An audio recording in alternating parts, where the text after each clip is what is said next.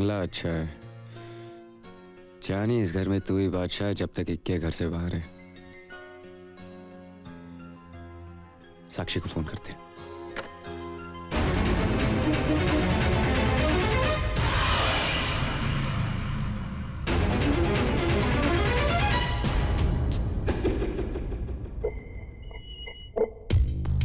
अरे ये तो बिल्कुल मेरी कॉपी का फेस है। इनकी गलतफहमी सही है जानी।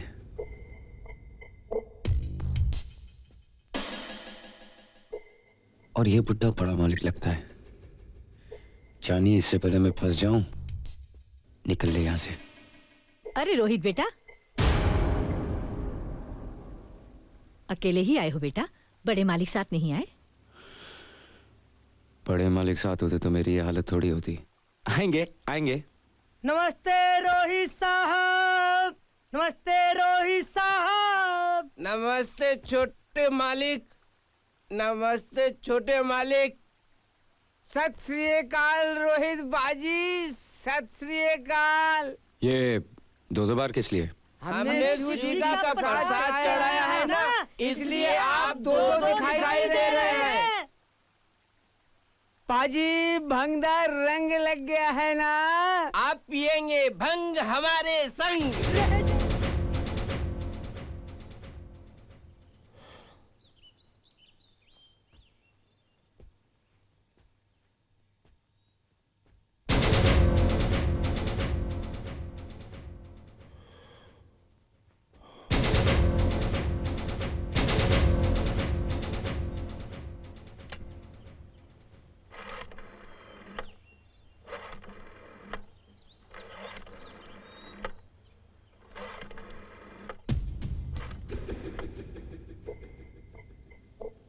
मर गए जानी। ये तो मेरे हमशक्ल का बुड्ढा बाप है।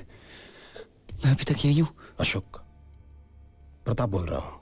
हाँ बोलो प्रताप। जितनी जल्दी हो सके मेरे घर पर आ जाओ। क्यों, क्या बात है प्रताप? वो यहाँ आने के बाद पता चलेगा। ठीक है, मैं अभी आया। It's urgent.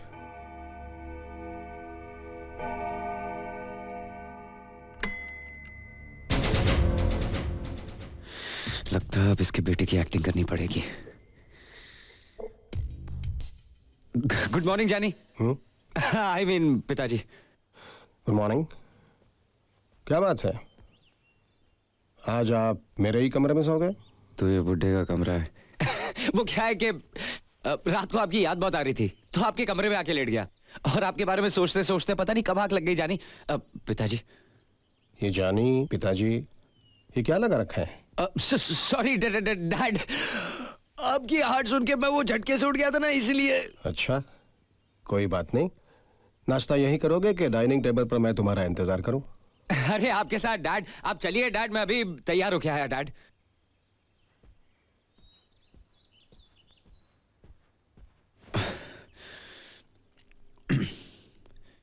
ये जानी किसी दिन पानी में डुबा देगा। इससे पहले मैं डूब जाऊं, निकल ले यहां से। चलो मेरे साथ। जी नमस्ते डॉक्टर। नमस्ते डॉक्टर साहब। नमस्ते। ये नया जानवर कौन आ गया जानी? इसकी तो फोटो नहीं थी। ऐसी की इमरजेंसी आ गई जो मुझे इस वक्त बुला लिया? अशोक, बात ये, कहां जा रहे रोहित?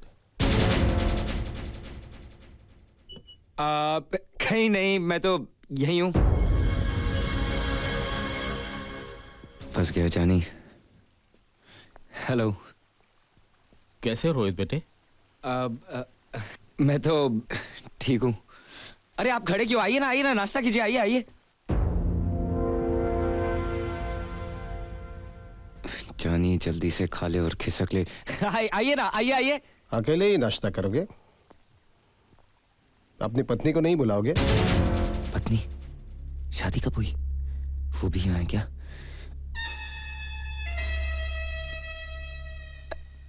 पत्नी, लेकिन वो आई क्यों नहीं अभी तक?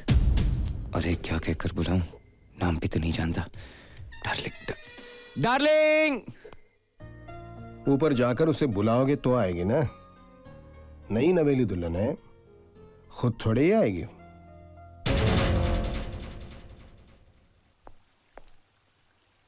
कहां फंस गया? डार्लिंग,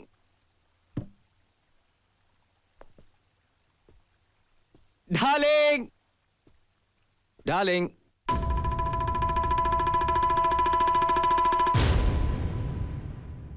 अब अरे कमाल है, तुम अभी तक यहां बैठी हो? नीचे चलो, नीचे पिताजी आई मीन डैड नाश्ते पर हमारा इंतजार कर रहे हैं।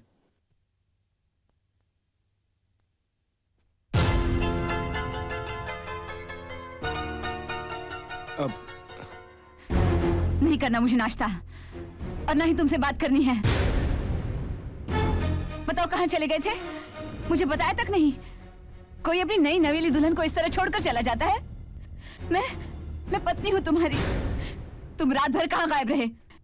हाँ, जानते हो कैसे बुरे बुरे ख्यालात आते रहे मेरे मन में। एक ही रात ने मुझे कितना महमी बना दिया है। और तुम अब आए हो नाश्ते के बहाने मुझसे बात करने। मैं कुछ भी नहीं खाऊंगी और मैं किसी से बात भी नहीं करूंगी, समझे? चले जाओ, चले जाओ, चले जाओ यहाँ से, चले जाओ।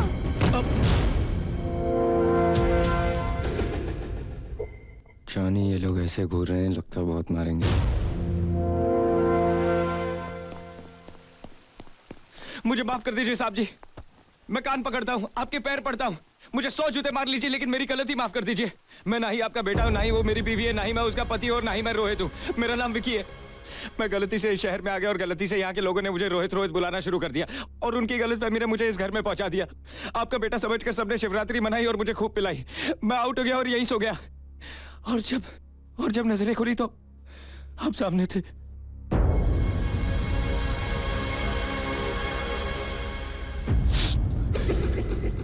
मेरा यहाँ आने का कोई इरादा नहीं था। आप विश्वास कीजिए, आप चाहे तो मेरी तलाशी ले सकते हैं। ये देखिए, अब मैं अपनी गलती की माफी मांगता हूँ। एक रात की मेहमान नवाजी का शुक्रिया। जयराम जी की जानी, अब मेरा मतलब है डैडी जी, नहीं पिताजी, नहीं सेठ जी। ठहरो।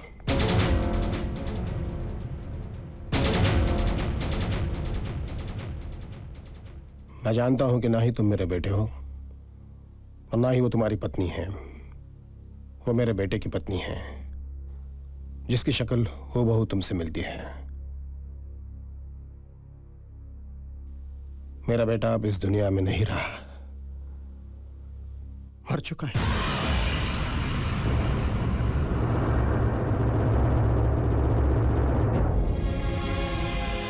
इसे ही कुदरत का करिश्मा कहते हैं।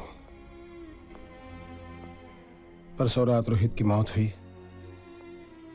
और आज उसने उसके हमशक्ल को इस घर में भेज दिया। नेहा और रोहित कुछ दिनों पहले सेंट मैरी स्कूल के ओल्ड स्टूडेंट्स रियूनियन फंक्शन में बरसों बाद मिले। हाय, आई एम रोहित वर्मा, इस स्कूल का x student. I am sorry, शायद ये कहना बेहतर होगा कि इस गुरुकुल का, इस परिवार का ऐसा सदस्य जो 10 साल बाद घर लौटा है। 10 साल पहले जब हम यहां से गए थे तो स्कूल ने पार्टिंग गिफ्ट के तौर पर हमारी आंखों में कुछ सपने रख दिए थे। कुछ सपने तो सच हुए, लेकिन कुछ सपनों ने अपनी शक्ल ही बदल दी। हम में से बहुतों की शादियां हो गई, बहुतों के बच्चे हो गए, लेकिन कुछ लोग ऐसी कैटेगरी में भी आते हैं जिनका मामला noproposal.com पे अटका हुआ है।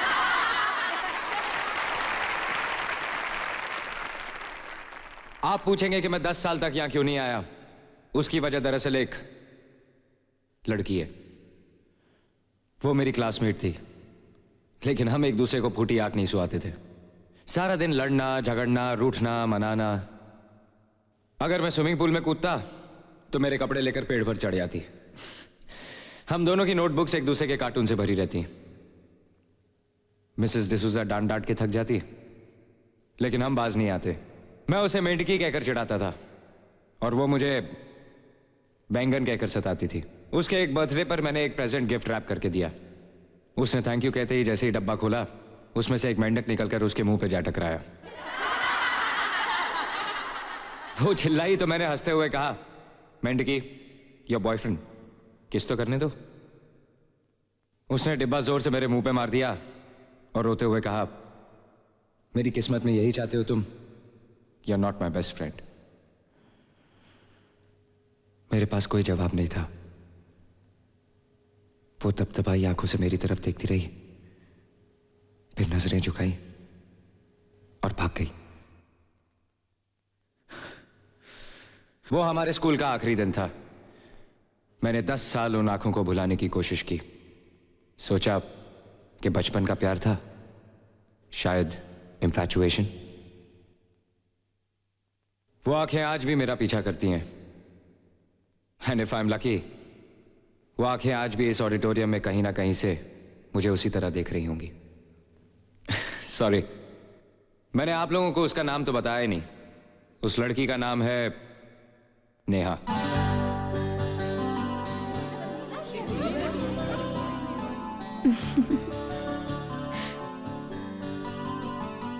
नेहा,